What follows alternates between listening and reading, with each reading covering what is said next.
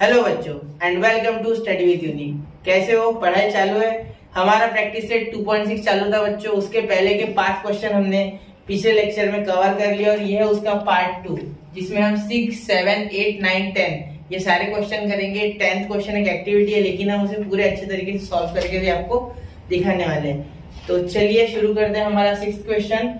और चैप्टर बताने की जरूरत है, क्वाड्रेटिक इक्वेशन चैप्टर चालू है, सेकंड चैप्टर, जो कि Maharashtra state board 10th standard के अलजेब्रा के हिसाब से, मतलब मैथ्स 1 उसके हिसाब से सेकंड चैप्टर जो कि क्वाड्रेटिक इक्वेशन, उसका हमारा चल रहा है प्रैक्टिस से 2.6। उसमें का 5 क्वेश्चन मैंने पहले पार्ट में ले लिए, ये अब सेकंड पार्ट, इसमें छठवां मैं चालू कर रहा हूँ। 6, 7, 8, 9, 10 बच्चों पूरे अभी के अभी कवर करूंगा इस लेक्चर में। चलिए तो शुरू करते हैं। तो सबसे पहले यहाँ से बच्चों थोड़े टफ प्रॉब्लम चालू होते, थोड़े टफ। अभी 5th तक थोड़े आसान थे, अब थोड़ी लेवल बढ़ गई है, ठीक है। तो देखो सबसे पहला जो क्वेश्चन है वो देखो, अब इसमें मिस्टर कसम रन्स अ स्मॉल बिजनेस, मतलब क्या बोला है? मिस्टर कसम runs a small business of making earthen pots. मतलब मिस्टर कसम जो है वो क्या बनाते हैं? मट्टी के बर्तन बनाते हैं। कैसे? मट्टी के बर्तन, ठीक है। आगे क्या बोला है? He made certain number of pots on daily basis, मतलब रोज के बेसिस पे वो कुछ तो भी नंबर ऑफ पॉट्स बनाते हैं, हमें पता नहीं कितने। मैं बोल दूंगा suppose x। Production cost of each pot is 40 more than 10 times total number of pots. मतलब एक पॉट की जो कीमत है बच्चे, एक पॉट की जो कीमत है, ठीक है। देखो production cost of each pot, मतलब एक पॉट बनाने में जितनी आती है खर्चा, वो 40 रुपए ज्यादा है। किससे ज्यादा है? 10 टाइम्स नंबर ऑफ पॉट्स। मतलब अगर वो रोज के x पॉट्स बनाते होंगे, कितने x, तो उसके 10 टाइम्स, उसके 10 टाइम बोला है, 10 times total number of pots. Total number of pots अगर रोज के x बनाते होंगे तो 10 टाइम्स यानी 10x, समझे? तो उससे 40 रुपए ज्यादा एक पॉट की प्रोडक्शन कीमत है। मतलब एक पॉट की कीमत वो जितने भी पॉट दिन के बनाते उसके 10 गुना प्लस 40 इतनी आती है, समझे? सीधी सी बात है। अब एग्जांपल लो, सपोज वो रोज के 10 पॉट बनाते हैं, ठीक है। तो 10 इंटू 10 कितने हो गए? 100। तो 100 रुपए प्लस 40 इतना खर्चा आता है, मतलब 140 एक पॉट का खर्चा आता है, ऐसा बोलना है, समझे? याद रखना। ये थोड़ा वापस से देखना चाहिए, तो रिवाइंड कर करके 1-2 बार देखना, तब जाके आपको ये समझ जाएगा। इजी है लेकिन थोड़ा डिफिकल्ट, लैंग्वेज थोड़ी डिफिकल्ट है। He makes in one day, मतलब एक दिन में जितनी बनाता है, ठीक है। He makes in one day, one day समझ गए होंगे, अंडे नहीं one day. If production cost of all pots per day is ₹100, मतलब 600, मतलब पूरे दिन की उनकी जो कॉस्ट है पॉट बनाने की वो आती है 600 रुपए। कितनी आती है? 600 रुपए। तो cost of all pots per day, मतलब जितने भी दिन भर में बनाते हैं उनकी 600 रुपए प्रोडक्शन कॉस्ट आती है। तो find the production cost of one pot, एक पॉट की, और number of pots he made per day, मतलब हर दिन वो कितने पॉट बनाते और कितना खर्चा उनको एक पॉट बनाने में आता है। ये क्वेश्चन बच्चों थोड़ा मुश्किल ही है, याद रखना। इसमें ध्यान देना, पूरे अच्छे तरीके से ध्यान देना, वरना आपको समझ नहीं पाएगा, ठीक है। तो शुरू करूं, चलो। Let number of pots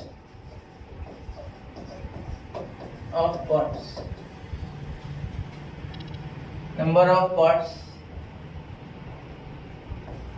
he makes, या मिस्टर कसम makes per day, per day नहीं, पर डे, bx। सपोज वो x पॉट्स बनाते, ठीक है, x नंबर ऑफ पॉट्स वो बनाते। तो अब हमें क्या ढूंढना है, ठीक है। इसके बाद हमें क्या दिया है? Production cost of each pot is, production cost है एक पॉट की, तो अब ये लिखूंगा मैं, production cost of each pot. क्या लिखिए, क्या करना है? देखो 10 times the total number of pots, मतलब 10x प्लस 40, इससे भी 40 ज्यादा है। देखो 40 more than 10 times total number of pots दिया हुआ है, मैंने वैसे ही लिखा, ठीक है। इतनी रुपीज आती होगी, ठीक है, मैं रुपीज में लिखता हूँ यहाँ। एक मिनट, थोड़ा सा सरका लेते, थोड़ा बाजू में। अरे मेरे भाई, एक मिनट, एक तो सही यार, जान दो, यही रुपीज लिख लेता मैं ऐसे, ठीक है, समझ जाओगे ना, ठीक है। अब आगे देखो, production cost of each pot हो गया। अब देखो, if production cost of all pots per day ₹600, मतलब सारे पॉट्स का टोटल प्रोडक्शन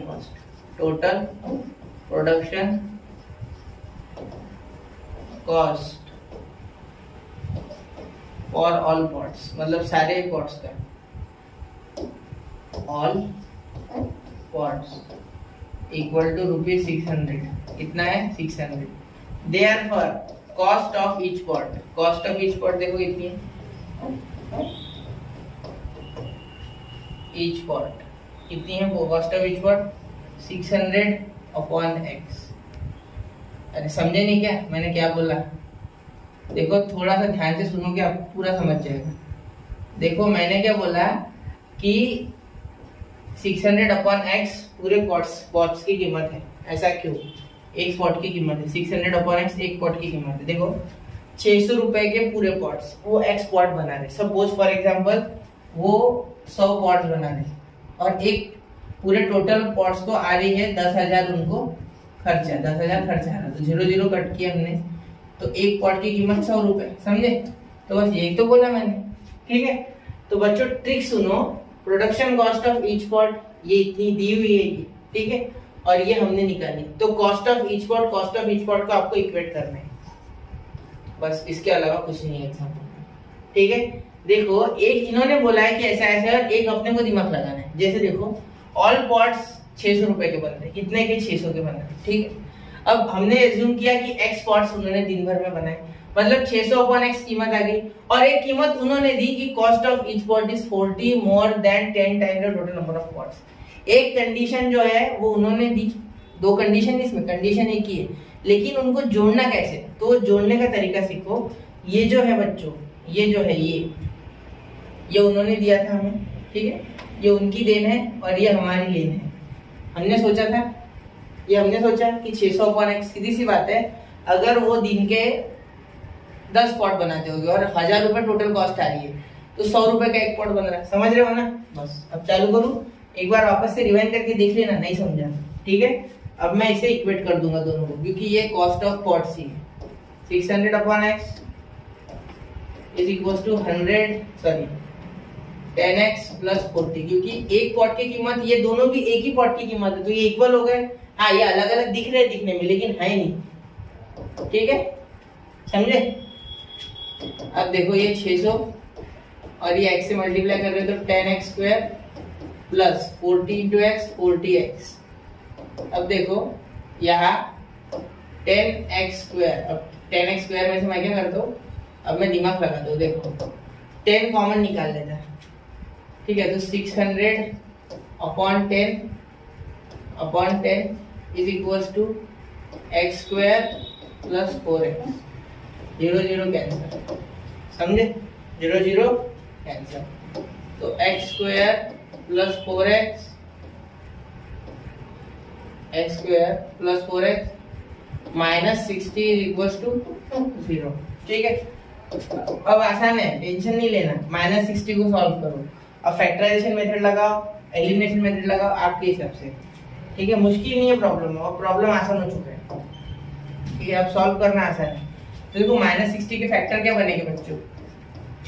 -60 है यार। देखो यहाँ -60 क्यों लिया? क्योंकि ये पहला लास्ट के मल्टीप्लाई करना पड़ा फैक्टराइजेशन मेथड के लिए, तो 1 × -60 ठीक है। अब देखो 6 10 अब एक चीज देखो, ये पॉजिटिव है बच्चों, ये क्या है बच्चों? पॉजिटिव। क्या है?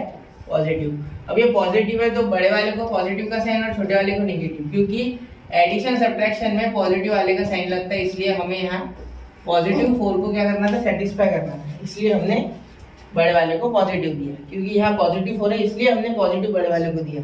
ठीक है, और प्लस माइनस में मल्टीप्लाई में तो टेंशन ही नहीं है, माइनस इंटू प्लस माइनस, चाहे इसे प्लस दो चाहे इसे माइनस दो, कोई फर्क नहीं पड़ता। ठीक है, लेकिन एडिशन सब्ट्रैक्शन के कारण हमें प्लस माइनस किसे देना है ये सोचना पड़ेगा। ठीक है, फैक्टराइजेशन मेथड नहीं समझ रही है ये मैंने क्या किया, तो फॉर्मूला मेथड करो, और उससे भी अच्छा ऑप्शन है कि study with Unique factorization method type करो, यूट्यूब पे आपको अच्छे से अच्छा वीडियो मिल जाएगा फैक्टराइजेशन मेथड का हमारे। ठीक है, तो देखो x² plus 10x minus 6x minus 60 is equal to 0। x तो x प्लस 10 आ गया, minus 6 in bracket x plus 10, ये कॉमन निकालना तो आता है ना। ठीक है, ये माइनस माइनस दोनों कॉमन निकल गए, क्योंकि मैंने माइनस कॉमन निकाला तो ये दोनों पॉजिटिव हो गए। माइनस कॉमन निकालने से साइन चेंज होते हैं। ठीक है, x कॉमन निकल गया, यहाँ 6 1 6 6 10 60, इसलिए यहाँ 10 है। ठीक है, तो देखो x प्लस 10 एक ब्रैकेट में दूसरे ब्रैकेट में x minus 6 is equal to 0, therefore x plus 10 is equal to 0 और x plus x minus 6 is equal to 0। तो x की वैल्यू एक तो आ गई -10 या x की वैल्यू आ गई बेटा पॉजिटिव का 6। तो -10 तो पॉसिबल नहीं है क्योंकि number of pots can not be negative. Therefore हमें नंबर ऑफ पॉट्स मिल गया। नंबर ऑफ पॉट्स हमें कितने मिले बच्चों? 6 पॉट्स। ठीक है, he made 6 pot per day.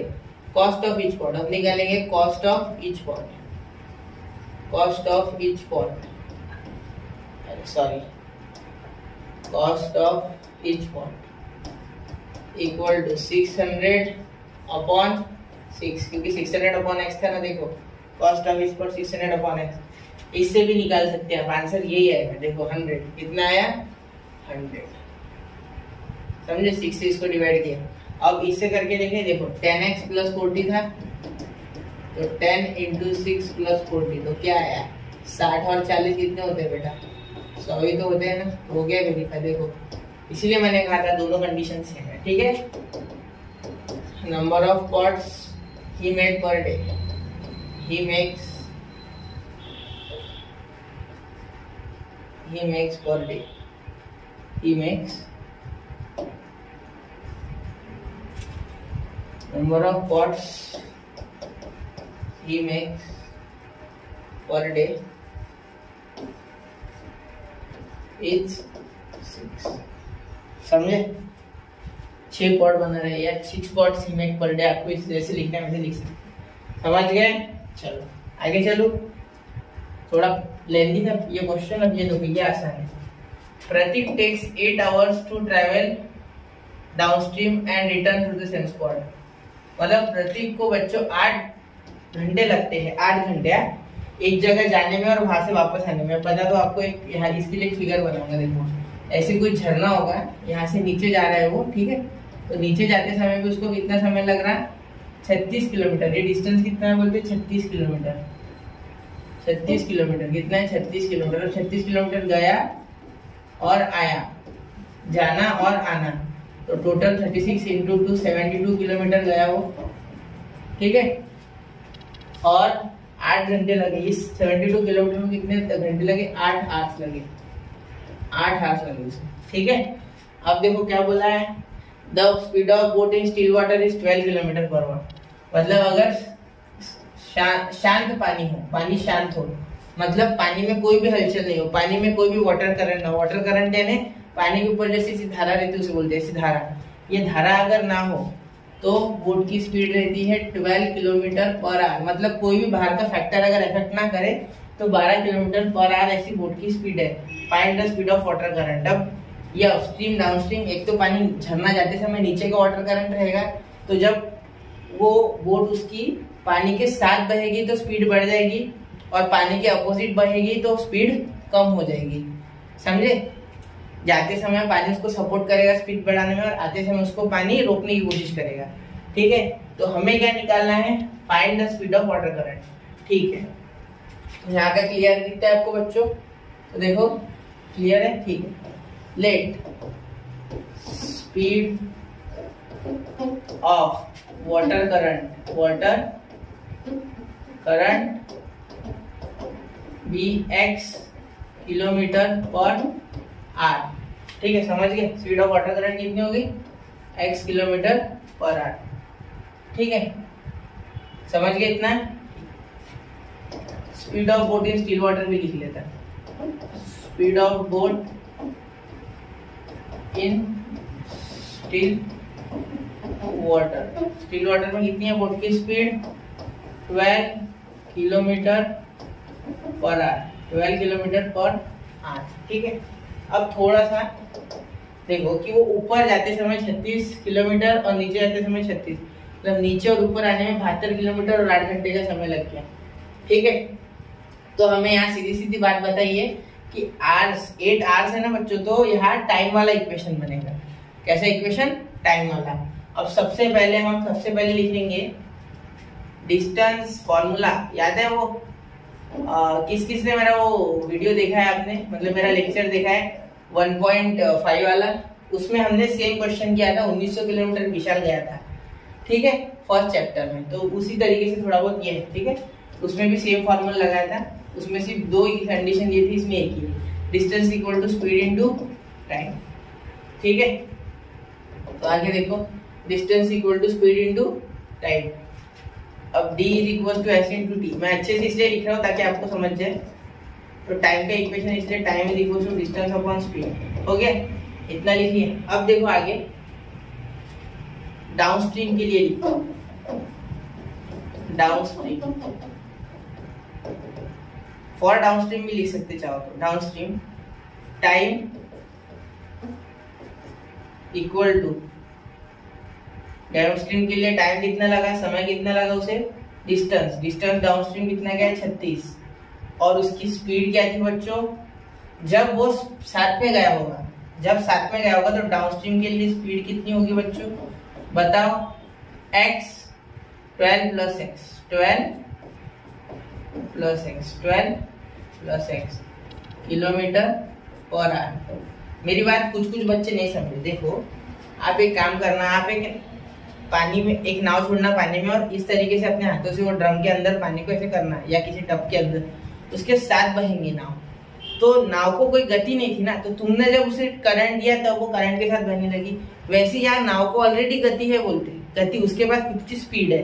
तो खुद की स्पीड है मतलब उसे जब पीछे से पुश मिलेगा, पुश, तो और आगे जाएगी, और जैसे उधर से इधर आएगी और यहाँ से अपोजिट डायरेक्शन में आएगी तो क्या हो जाएगी, स्पीड कम हो जाएगी। समझे, लॉजिक लगाओ थोड़ा, ठीक है, आपने देखा होगा कहीं ना कहीं।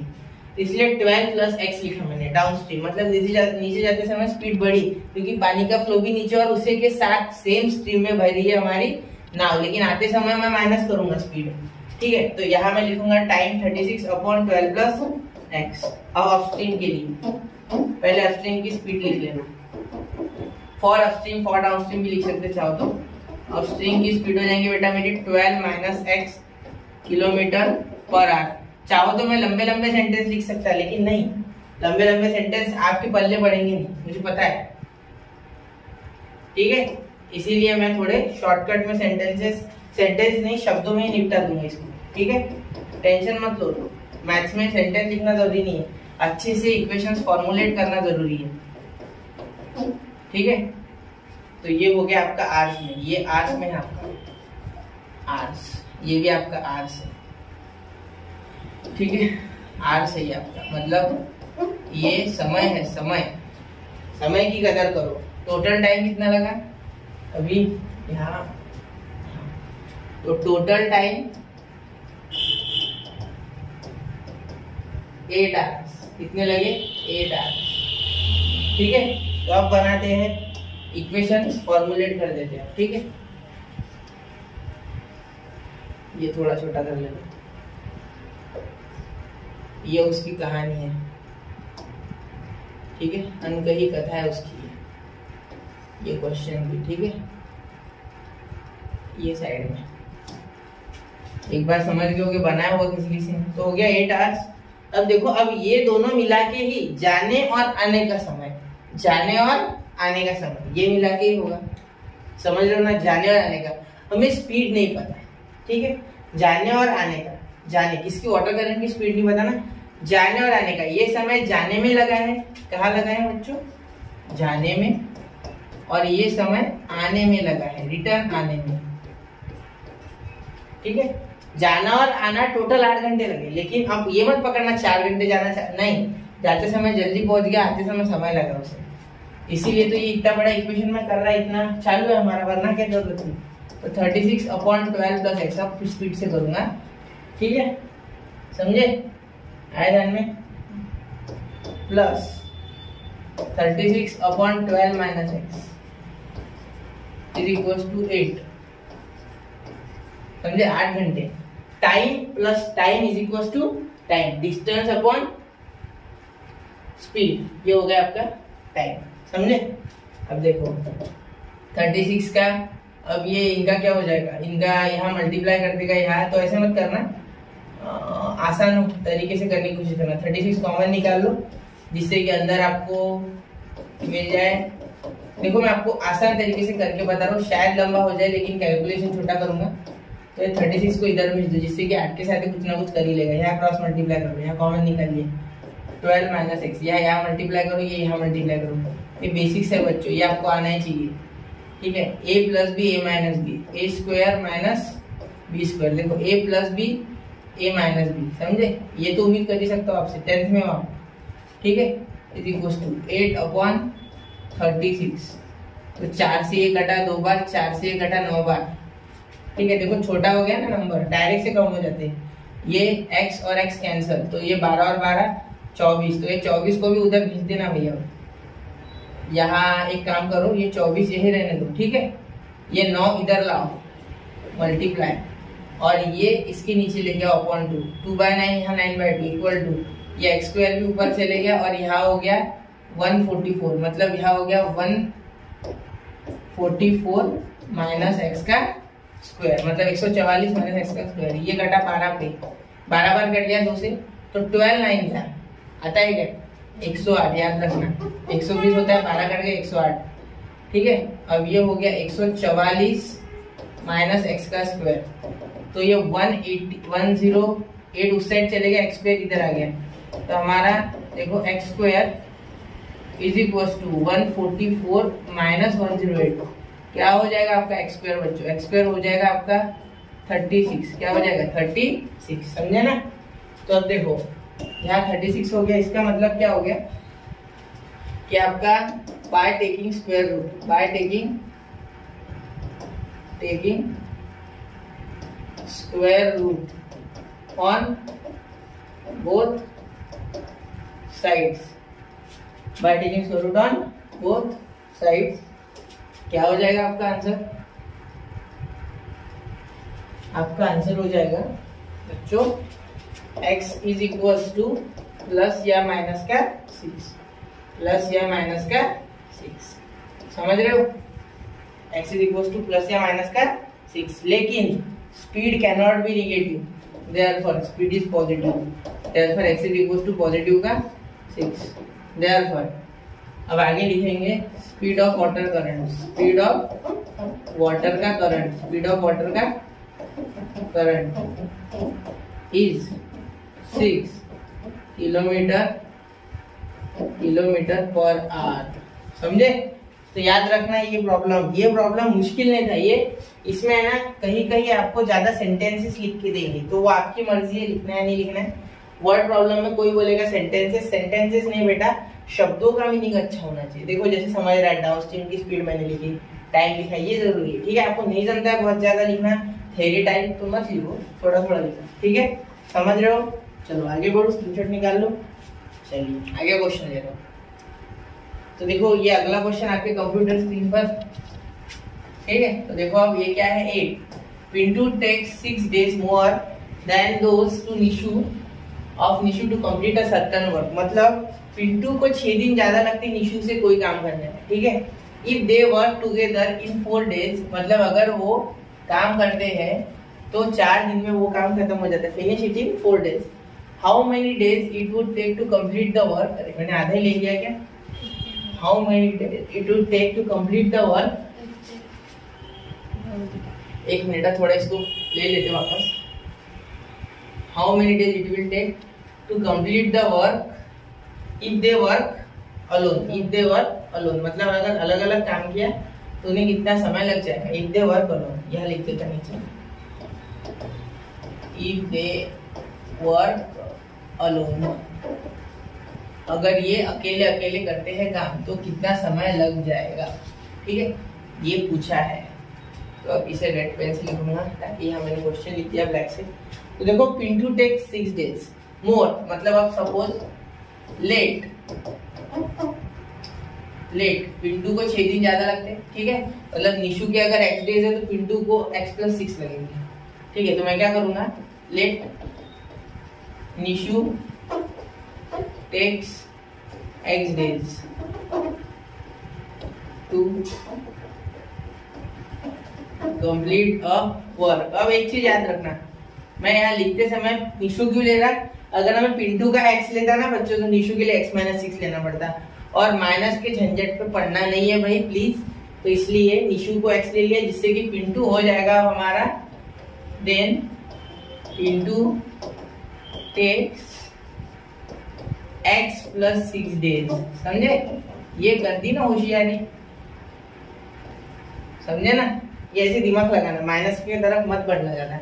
If they work together, sign गलत हो सकते हैं, ठीक है, बाकी कुछ नहीं। अगर आप होशियार हो तो इन दैट केस सही है, लेकिन अगर आपका थोड़ा भी मैथ्स में इधर उधर अभी नए हो, आप अच्छे से सीखने की कोशिश कर रहे हो, 10th में आज तक आपने ज्यादा पढ़ाई नहीं की है, सही बात बोल रहा हूँ, बुरा मत मानो, ठीक है, समझे? अभी मेहनत करो। If they work together they finish it in 4 days, ठीक है। अगर वो साथ में वर्क करते हैं तो 4 दिन वो लगा लेते हैं उस काम को करने के लिए, ठीक है। तो सबसे पहले अब आपको एक चीज पता होनी चाहिए बच्चों, या साइड में कर दो, work is inversely proportional to time. अब ये क्या है भाई, ये कौन सा नया फॉर्मूला डाल लिया सबने? कुछ नहीं, फॉर्मूला नहीं है ये, सिर्फ याद रखना work is inversely proportional to time. मतलब अगर टाइम बढ़ता है तो वर्क कम हो जाता है। जैसे देखो, कोई काम आप कर रहे हैं, आपको 100 पेजेस लिखने किसी बुक में, ठीक है, एक दिन में आप 2 पेजेस लिख रहे हो तो 50 दिन लग रहे हैं, ठीक है। लेकिन वही अगर एक दिन में 4 पेज लिखोगे तो 25 ही दिन लगेंगे। मतलब अगर वर्क बढ़ गया तो टाइम कम हो रहा है, और टाइम बढ़ रहा है तो वर्क कम हो रहा है। समझ रहे हो ना? मतलब ये दोनों इनवर्सली प्रोपोर्शनल है, एक बढ़ेगा तो दूसरा कम हो जाएगा, ठीक है। बस इतना ही समझना है, उससे ज्यादा दिमाग में ज्यादा स्ट्रेस मत लेना इस चीज को लेके, ठीक है। समझ गए इतना? ठीक है। अब देखो, therefore एक दिन में कितना वर्क कर रहे होंगे? x डेज, ठीक है, टेक्स x डेज, मतलब एक दिन में कितना वर्क कर रहे हैं। तो अब देखो, यहाँ हमें एक सिंपल रूल आपको बता दो, जब भी ऐसा प्रॉब्लम मिले तो इसको रेसिप्रोकल कर लेना, ठीक है। तो 4 दिन में कितना वर्क, तो सीधा सीधा ऐसा प्रॉब्लम जब भी मिले, ऐसा प्रॉब्लम जब भी मिले, याद रखना 1/x। अगर अब ये x डेज है, मतलब टाइम दिया है, तो अगर ये इसके साथ रेसिप्रोकल है तो टाइम क्या वर्क के साथ होगा, नहीं, t टाइम का है, वर्क w का है, और ये प्रोपोर्शनल का साइन है, ठीक है। दूसरे कलर से कर लेते हैं इसको, बहुत बेकार दिख रहा है, ठीक है, समझ गए? अब चलो, तो देखो ये समझ गया आपको। तो देखो अब यहाँ ऐसा विषय हो चुका है। तो अब देखो, यहाँ अगर x डेज है तो टाइम कितना होगा? अगर टाइम x है, देखो टाइम x है तो वर्क होगा 1/x, सीधी सी बात है, ठीक है। तो अब करेंगे हम therefore 1/x, और ये 4 दिन है तो वर्क क्या हो जाएगा? 1/4। मतलब जो हमारा टाइम है उसके 1/, उसका रेसिप्रोकल वर्क होता है, ठीक है, टाइम का रेसिप्रोकल वर्क होता है। तो हम सीधा लिखेंगे बाय गिवन कंडीशन। सर अब तक तो लिखा नहीं, अभी क्या लिख रहे? बाय गिवन कंडीशन, तो उसमें भी लिख लेना बेटा, कोई बात नहीं, लिखो और मत लिखो, उससे ज्यादा फर्क नहीं पड़ने वाला, ठीक है। 1/x प्लस 1/x प्लस 6, इतना वर्क ये एक दिन में कर सकते, ये मैं बोल रहा हूँ 1/4, ठीक है। ये टाइम है, टाइम के रेसिप्रोकल वर्क, टाइम x है तो वर्क हो जाएगा 1/x, टाइम y है तो वर्क हो जाएगा 1/y, टाइम 4 है तो वर्क हो जाएगा 1/4, इतना याद रखना, ठीक है।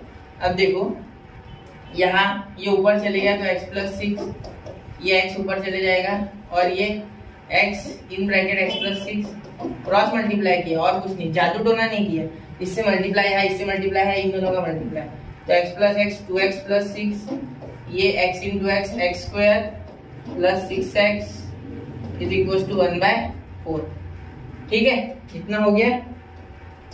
अब देखो बीच में कैसे लाइन बना लो, लक्ष्मण रेखा। अब देखो इनको वापस से सॉल्व करना चालू करो, तो क्या हो जाएगा आपका आंसर बच्चे? यहाँ 4 से मल्टीप्लाई हो जाएगा, तो 4 इंटू ये हो जाएगा 8x, और ये हो जाएगा बेटा 6 4 24, बरोबर, 4 6 24, 4 2 8, और ये यहाँ मल्टीप्लाई करेगा तो x स्क्वायर प्लस 6x, ठीक है। अब देखो यहाँ ये x स्क्वायर इधर आ गया, सॉरी x स्क्वायर को वही रखो, इन्हें उधर भेजो, तो ये इधर चले गया माइनस, और ये भी इधर चले गया माइनस, इक्वल टू 0, तो यहाँ हो जाएगा x square minus 2x minus 24 equal to 0, ठीक है। अब इन दोनों का मिला के 2x से बड़ा था, बड़े का साइन देना होता है, ऑपोजिट साइन से सब्ट्रैक्शन। बहुत स्पीड से बोलते हो सर आप, बहुत स्पीड से बोलते हो, बहुत तेज बन रहे हो, कोई बात नहीं, कैसा है अभी लंबा हो जाएगा नहीं तो ये वीडियो थोड़ा लेक्चर। तो 24 के फैक्टर ढूंढो, तो क्या आ जाएंगे बेटा, 24 के फैक्टर्स हमारे आ जाएंगे 4 6 और ये देखो इसके पास माइनस, इसलिए यहाँ माइनस चिपकाएंगे और यहाँ प्लस चिपकाएंगे। ठीक है, क्यों? क्योंकि माइनस किसके पास है, यहाँ माइनस का साइन है, तो यहाँ माइनस है तो बड़े वाले को माइनस देते, जिससे कि -6 + 4 आ जाएगा बेटा मेरा -2, -2 नहीं, -2 नहीं आएगा। तो x² -6x, ठीक है, plus 4x -24 is equal to 0। Therefore x common आ गया तो x -6 प्लस 4 कॉमन यहाँ भी, यहाँ x -6 इक्वल टू 0। यहाँ x कॉमन निकाला, x -6 बचा, यहाँ 4 कॉमन निकाला, 4 1 जा 4, 4 6 जा, तो यहाँ 6, इसके फैक्टर 4 × 6 हो जाएगी, इसलिए 6 बचा। स्पीड से बोला ना मैंने, थोड़ा यहाँ स्लो करके एक बार वो स्पीड एडजस्ट करो। ठीक है, लेक्चर लंबा नहीं भेजना चाहता मैं आपको, वरना देख नहीं पाओगे इतना लंबा।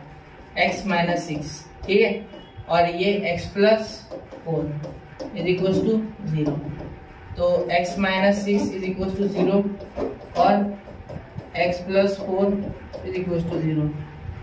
Therefore x is equal to 6 और x इज इक्वल टू -4। कैसे होगा? -4 तो हो ही नहीं सकता भाई, क्यों? क्योंकि time can not be negative. ठीक है, और मैंने डेज पूछा, time can not be negative, यहाँ टाइम आ गया 6 महीना। ठीक है, तो अलोन अगर वर्क करते हैं तो निशु को कितने डेज लगते हैं बच्चे? निशु को लगते हैं x डेज, मतलब यहाँ उसको 6 दिन लग गए। कितने दिन? 6 डेज। और जो पिंटू है उसको x + 6 लगते हैं, मतलब उसको लग गए बेटा 6 और 6 12 दिन। कितने लग गए? 12 दिन। देयरफॉर निशु टेक्स, कितने दिन लग गए निशु को? 6 डेज। एंड पिंटू टेक्स, अरे ये क्या हो रहा है, takes 12 days to complete the work, same work है, दोनों का वर्क सेम है। समझ गए यार? स्क्रीनशॉट निकाल लो, ये क्वेश्चन भी अच्छे से हो गया। Work is inversely proportional to time, ये गोल्डन फॉर्मूला है, फॉर्मूला ऑफ द डे, ऐसा बोलो इसको। ठीक है, मैन ऑफ द मैच, तो फॉर्मूला ऑफ द मैच या क्वेश्चन, कुछ भी बोलो। ठीक है, समझ गए ना? चलो अच्छे से लिख लिया, हैंडराइटिंग समझ रही मेरी? मैंने बहुत अच्छी हैंडराइटिंग निकाल ली है। ठीक है, चले आगे। चलिए अब देखो 4th क्वेश्चन, मतलब 9th, वैसे 9th है लेकिन आज का 4th है। तो देखो, if 46 is divided by a natural number, मतलब अगर 46 को हम एक नेचुरल नंबर से डिवाइड करें, ठीक है, then the question is 6 more than 5 times the divisor and remainder is 1। अब बचपन में एक फॉर्मूला सीखा है, देखो वो रिवाइंड करवा दो वापस एक बार वो फॉर्मूला। देखो बचपन में सीखा था आपने, बचपन का जो फॉर्मूला है वो बचपन में काम में आता है। बचपन मतलब आप अभी छोटे हो, मैं ऐसे बोल रहा हूँ। डिविडेंड इज इक्वल टू, देखो सुनो, dividend is equal to divisor into question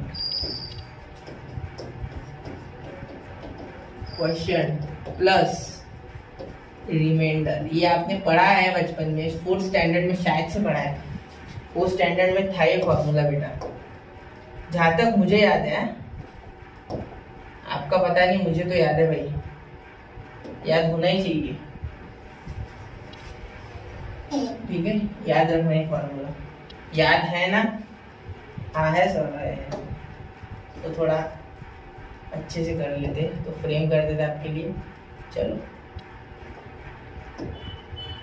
तो देखो ये फॉर्मूला है आपका आज का, dividend divisor into question plus remainder. चलो हो गया, तो ये फॉर्मूला है आपका ये क्वेश्चन के लिए। तो ये आपको आना चाहिए, तब आपको ये क्वेश्चन बड़े ही प्यार से और बड़े ही शांति के साथ आप इसे कर सकते हो। ठीक है, तो सबसे पहले लिखेंगे लेट द, मैं क्या लूँ, क्वेश्चन लेट डी ऑर्डर लूँ, क्या लेना होगा सोचो बना। 460 डिवाइडेड बाय नेचुरल नंबर, मतलब डिविडेंड टू 460 है। जो डिवाइड होता है उसे कहते हैं डिविडेंड, जो डिवाइड करता है उसे कहते हैं डिवाइजर। जो उसका आंसर आता है सिर पे, मतलब ये जब ऐसे करते हैं तो यहाँ होता है बेटा डिविडेंड, ठीक है, यहाँ होता है बेटा डिवाइजर, सॉरी उल्टा कर दिया मैंने। याद देखो, ये होता है डिविडेंड डिवाइड होने वाला, यहाँ होता है बेटा डिवाइजर, यहाँ होता है बेटा क्वोशिएंट, और जो नीचे बचता है उसको बोलते हैं रिमाइंडर। समझ गए एक बार फिलॉसफी पूरी? चलो ठीक। तो अब देखो ये है डिविडेंड, मतलब जो डिवाइड हो रहा है। डिवाइजर कोई और है, क्वोशिएंट 6 आया है, 6 नहीं आया है, 6 more than 5 times the divisor, और रिमाइंडर बना है। तो क्या मैं डिवाइजर को ले लूं? हाँ, क्योंकि क्वोशिएंट का और डिवाइजर का रिलेशन बताया है। देखो मैं क्वेश्चन भी सपोज कर सकता है, लेकिन मेरी कंडीशन उल्टी लेनी पड़ेगी, इसलिए मैं आपके दिमाग पे स्ट्रेस ना देते हुए डिवाइजर को ले लूंगा। Let the divisor be x, या स्पेलिंग गलत हो गया डिवाइजर, तो let the divisor be x, जिससे कि क्वेश्चन के बारे में कंडीशन दी है, question is 6 more than 5 times the divisor, तो डिवाइजर के साथ क्वेश्चन का रिलेशन ऑलरेडी दिया हुआ है, इसलिए मैं क्या लूंगा, let the divisor be x, be x. समझे? डिवाइजर को पहले मान दे दो, देन द क्वोशिएंट, अब क्वोशिएंट क्या हो जाएगा, that quotient is, quotient confidently बोल सकता है मैं, इसलिए इज लिखा मैंने। क्या लिखा है? 5 times the divisor, 6 more than 5 times the divisor, मतलब डिवाइजर के 5 टाइम और उससे भी 6 ज्यादा है, मतलब divisor into 5 5x, 5 times divisor यानी क्या हो गया 5x, और उससे भी प्लस 6, मतलब 5 6 ज्यादा तो प्लस 6। समझे? ये हो गया हमारा क्वेश्चन भाई। क्या हो गया भाई? क्वेश्चन। समझ गए? चलो ठीक। अब ये फॉर्मूला लगा दो, डिविडेंड वगैरह कुछ लिखने की जरूरत नहीं, आपको पता है। अगर इंफॉर्मेशन के लिए लिखना है जनरल तो लिख लो। डिविडेंड है 460, रिमाइंडर आपका है 1 है, यहाँ ऐसे चिपका दो, चाहिए तो ये समझ नहीं रहा होगा तो रिलेशन दे दो इन दोनों में 1। देयरफॉर अब ये फॉर्मूला यहाँ लिख लेना चाहिए तो। अब आगे लिखो, आपको पता है डिविडेंड 4, अरे एक मिनट अच्छे से लिखते हैं क्योंकि ये साइट पे भी अपलोड होगी नोट्स। 5600 एक ही हाँ ठीक, इक्वल टू डिवाइजर कितना है हमारा x है, क्वेश्चन कितना है 5x प्लस 6, और रिमाइंडर है बेटा +1, तो 460। पेन बहुत आज परेशान कर रहा है। x इंटू 5x स्क्वायर, ठीक है, x into 5x square, x into 6x +1। Therefore अब क्या हो गया इसका मतलब, ये 5x स्क्वायर प्लस 6x +1 ये उधर चले गए, तो क्या हो गया 5x का स्क्वायर प्लस 6x माइनस 459। अब आप बोलोगे ये कहाँ से लाया था नया नंबर, तो ये 460 बेटा जब उधर गया, ये 460 जब उधर गया, तो उस केस में हम लिख सकते कि ये जो है ये 460 उधर जाके क्या हो गया बेटा, ये उस साइड जाके हो गया आपका पॉजिटिव का निगेटिव, तो 460 1 माइनस 460 होता है माइनस 459, तो वो मैंने लिखा। अब 459 इंटू 5, अब ये कितना बड़ा आ जाएगा, देखो फैक्टर इसमें मुश्किल नहीं है निकालना, थोड़ा सा दिमाग लगाना होगा। देखो 459 इंटू 5 है ना, तो अब 6 लाना है, तो देखो 459 के फैक्टर ढूंढो, ये 5 के पीछे लगो ही मत, मल्टीप्लाई करके बड़ा नंबर मत बनाना गलती से भी, बहुत बड़ा बन जाएगा वो, मुश्किल हो जाएगा आपके लिए, ठीक है। तो वैसे तो निकालना इंटू 5 है, उसको साथ में ले लेंगे, लेकिन यहाँ 459 और इसके फैक्टर निकाल लो, तो कौन सा नंबर है, देखो 14 14 और 4 3 से डिवाइड होता है इसे, ठीक है, तो 3 से सबसे पहले दे देंगे, इसके फैक्टर निकाल लेंगे, तो इसके फैक्टर आपके हो जाएंगे, आराम से करो, तो फैक्टर हो जाएगा इसके 3 इंटू 3 1 जा 3, ठीक है, या 15 3 जा डायरेक्ट लिख सकते 45 और 3 जा 153, ठीक है। और 153 के फैक्टर इंटू 5 को भूलना मत, ठीक है। अब 153 के फैक्टर क्या हो जाएंगे, इससे आसान भी तरीके बहुत सारे, लेकिन ये बेसिक तरीका है जो आपको जल्दी आ जाएगा। यहाँ से डबल 3 से, ठीक है, क्योंकि देखो 3 ये डिविजिबिलिटी टेस्ट के हिसाब से एडिशन करेंगे, 8 और 1 9 हो रहा है, मतलब इसके सम को अगर डिवाइड हो गया 3 से तो ये नंबर को भी हो जाता है, इन तीनों के एडिशन को हो रहा है, 1 और 5 6 6 और 3 9, मतलब 3 9 3 से कटता है, इसलिए ये नंबर भी 3 से कटेगा। 3 5 जा 15, 3 1 जा 3 इंटू 5। अब देखो यहाँ मुझे कुछ दिख रहा है, ये 5 है, ये वाला 5 ये है, ठीक है, ये मैंने लिख लिया। मल्टीप्लाई करके बड़ा नंबर नहीं बनाया, मत बनाना, बहुत मुश्किल हो जाएगी। 5 3 जा 15, 15 3 जा 45, मतलब इसका 45 हो रहा है इंटू 51, मिल गया भाई फैक्टर, ठीक है पूरे। चलो बिंगो, मिल गया ना। बिंगो टेढ़े मेढ़े नहीं बोला मैंने बोला बिंगो, यानी हो गया भाई। ठीक है, अब देखो यहाँ क्या लिखेंगे, 5x² प्लस लेंगे 51x माइनस 45x। ये माइनस के लिए पता है ना, ये बड़ा नंबर बड़े वाले को साइन, यहाँ मैंने माइनस नहीं लिया, सिर्फ आप चाहो तो ले लो, आपको समझने की थी सिर्फ। आपको ये अब याद हो गया, ये आपको मेथड आ गई है पूरी। अगर आपको फैक्टराइजेशन मेथड आती है तो आपको ये सब समझ गया मैंने क्या लिखा, ठीक है। तो अब x कॉमन निकालो, तो क्या बचा 5x प्लस 51, ठीक है। यहाँ मैं अगर 45 कॉमन निकालूं तो क्या बचा x माइनस 51, 5x 45 कॉमन नहीं निकल सकता भाई, तो यहाँ निकल जाएगा बेटा 5 कॉमन निकल जाएगा। तो 5 कॉमन निकला तो क्या बचा आपका -5 कॉमन निकल गया, तो यहाँ बचा आपका -5 ना, नहीं 9 निकल गया, 9 -9 कॉमन निकल गया आपका। तो क्या बचा 5x, इससे मैंने रेफरेंस लिया, यहाँ बचा 9x प्लस 51। चाहिए तो आप करके देख लो, ठीक है, आप करके देख सकते हैं, मुझे गारंटी ऐसी होने वाला है, क्योंकि यहाँ का यहाँ रिपीट होता है पूरा का पूरा, ठीक है। तो ये एक बार लिखेंगे, ये तो आंसर है ही नहीं। 5x plus 51 is equal to 0 और 5x minus 9 is equal to 0। तो therefore x is equal to 9, x is equal to 9 और x इज इक्वल टू -51/5। ये पॉसिबल नहीं है, ये है आंसर 100%। देयरफॉर 9 आ गया आपका x, मतलब आपका डिवाइजर जो है वो क्या है 9, और क्वेश्चन निकालना है ना, क्वेश्चन निकाल लेते हैं। क्या है आपका क्वेश्चन है आपका 5x plus 6 is equal to 5 into 9 plus 6, तो ये 45 प्लस 6, तो क्या हो गया 51। आपका क्वेश्चन हो गया 51 और आपका डिवाइजर हो गया 9। डिवाइजर एक बार डिवाइजर भी लिख लेते हैं 9, तो therefore divisor is 9 and question is 51। समझे, यहाँ आंसर आपका खत्म हो गया, ठीक है।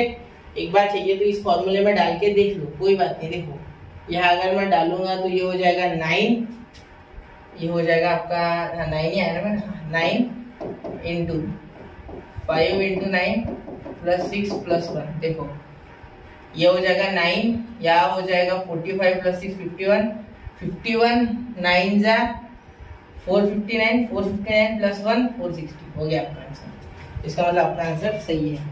तो चलिए समझ गए आप पूरे तरीके से ये क्वेश्चन को, उम्मीद करता हूँ अच्छे समझ गए होंगे, ठीक है। समझ गए ना, क्या लिखा हो समझ गए, चलो तो ठीक है।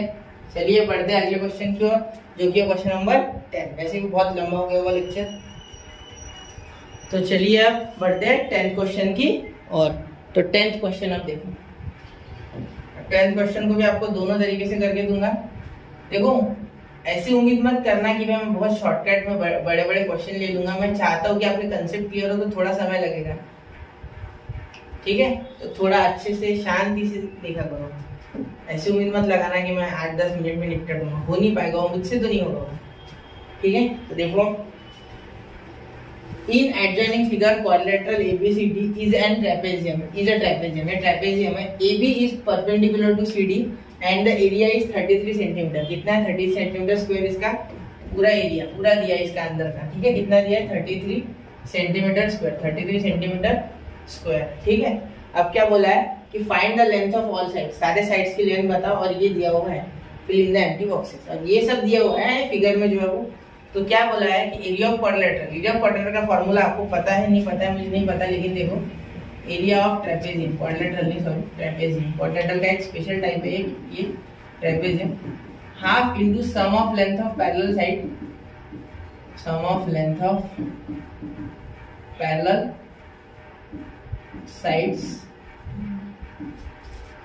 इनटू हाइट, ये इसका फॉर्मूला होता है। ये आपने 9th स्टैंडर्ड में पढ़ा है और 8th में भी पढ़ा है, ये इसका फॉर्मूला होता है, याद रखना, ठीक है। देयरफॉर अब देखो ये यही किया है, क्वाड्रिलेटरल का नाम लिखा CD और AB, मतलब sum of length of parallel side into height. Height क्या है, am है, क्या है, am है आपकी हाइट। ठीक है, यहाँ मैं कोई अलग रंग ले लेता जिससे कि आपको अच्छे से और दिखे। सपोज ऑरेंज ले लेता, am पेंट हो गया, ये भी डार्क, रेड से डार्क होने फिर am ले लेते। ठीक है, अब देखो 33 इज इक्वल टू हाफ। अब ये देखो इसकी जो एरिया है वो 33 दिया हुआ है, ये देखो ये 33 एरिया दिया हुआ है। ठीक है, तो इसलिए ये यहाँ लिख दिया। अब आगे देखो हाफ इंटू AB कितना है बेटा, देखो AB x है, कितना x, तो इसलिए यहाँ x लिखा। और CD कितना है बेटा, CD है 2x + 1, तो इसलिए यहाँ लिखा 2x + 1। देखो इसलिए यहाँ x लिखा और यहाँ 2x + 1 लिखा। ठीक है, समझ गए। अब am कितना है आपका x - 4, कितना है x - 4, तो पूरा लिखना x - 4। ठीक है, देखो x - 4, ठीक है, x - 4। अब देखो यहाँ 33 ही लिखा उन्होंने। ठीक है, या इधर जाके ये मल्टीप्लाई हो गया, उससे ज्यादा कुछ नहीं है। ठीक है, अब यहाँ ये एडिशन हो गया, ये हाफ उधर चले गया, तो ये x - 4 यही बचा होगा और ये 66 कर लिया होगा मेरे हिसाब से। ठीक है, क्योंकि ये 2 इधर मल्टीप्लाई में चले गया। ठीक है, डिनोमिनेटर से न्यूमरेटर में। अब ये इन दोनों का मल्टीप्लिकेशन हुआ तब 3x × x 3x²। ठीक है, 3x × -4, देखो इसे सॉल्व कर लेते साइड में, तो 3x + 1 ऐसे साइड में कर लेना, इतने को साइड में सॉल्व कर लेंगे। x - 4 ये बीच में मल्टीप्लाई, ये देने की जरूरत है। 3x × x 3x², 3x × 4 plus into minus -12x। ठीक है, ये 1 × x, ये 1 × 4 -4, और ये 3x² -11x -4। अब देखो इसमें और एक ट्विस्ट है कि ये 66 इस साइड वाला उस साइड जाएगा, मतलब ये 66 जो पॉजिटिव उधर जाके नेगेटिव, तो यहाँ ये 66 का मैटर यहाँ लिख देता है। ठीक है, -66, तो ये हो जाएगा बेटा -70, 3x² -11x -70 = अब ये इक्वल टू में आ गया इसके। ठीक है, तो ये 66 इधर आके माइनस हो जाएगा, इसलिए मैंने ये -66 लिखा। कहाँ से लाया, तो यहाँ से लाया, इसे तो यहाँ एरो कर देना। ठीक है, समझ गए। तो अब देखो बच्चों, यहाँ जो है ये माइनस है। ठीक है, ये गलत दिया है टेक्स्ट बुक में, एक बार यहाँ करेक्शन कर लो। ठीक है, इसके कारण अब इसके फैक्टर जब ढूंढेंगे -70 × 3 a × c करते हैं हम।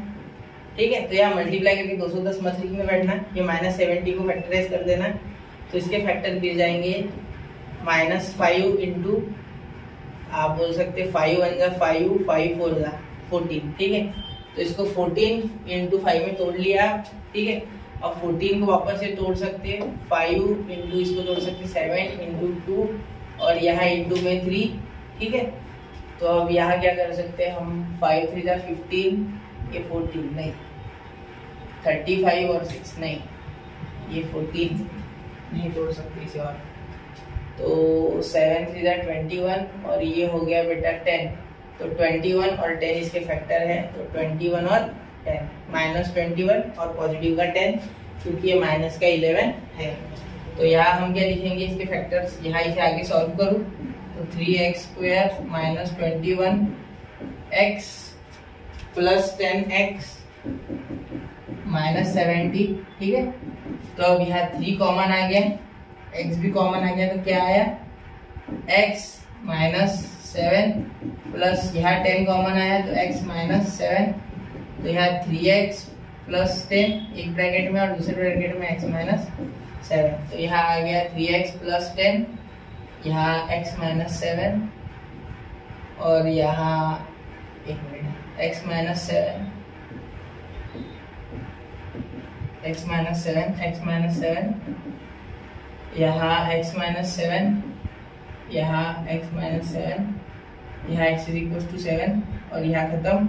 तो अब देखो यहाँ 7 माइनस, यहाँ ए भी हो गया 7, CD हो गया हमारा, CD कहाँ है, CD है 2x, तो 2 × 7 + 1 यानी हो गया 15। ठीक है, और AD = BC यानी 7 - 2 5। ठीक है, और ये यहाँ दिया नहीं है, लेकिन 7 - 4 AM हो गया 3। समझे, तो यहाँ एक बार इसमें डाल के देखते हैं क्या आंसर सही आता है। Half into sum of length of parallel side, जो कि 7 + 15 हमारा हो गया 22 इंटू हाइट कितनी है हमारी 3 है बच्चों, तो एक बार करके देखते हैं। 22 इंटू 3 66, 66 इंटू 1/2, तो 2 से ये 33 बार कट गया, आ गया आंसर। तो इसी के साथ हमारा ये क्वेश्चन सही है, यहाँ हम डिक्लेयर कर सकते हैं। समझ गए? तो आप इससे खुद से भी, अब मैंने यहाँ पूरा अपने से सॉल्व करके दे दिया, इतने से भी नहीं होता है, अच्छे से खुद से करना होता है, साइड से एक्टिविटी भी दी है तो भी। तो इसी के साथ यहाँ ये पूरा जो एक्सरसाइज है प्रैक्टिस सेट 2.6, इसी के साथ हमारा चैप्टर भी खत्म होता है क्वाड्रेटिक इक्वेशंस। अब इसका जो प्रॉब्लम सेट है बच्चों वो भी जल्दी आ जाएगा, लेक्चर उसका भी। तब तक के लिए पढ़ते रहे, आगे बढ़ते रहे। जय हिंद, जय भारत।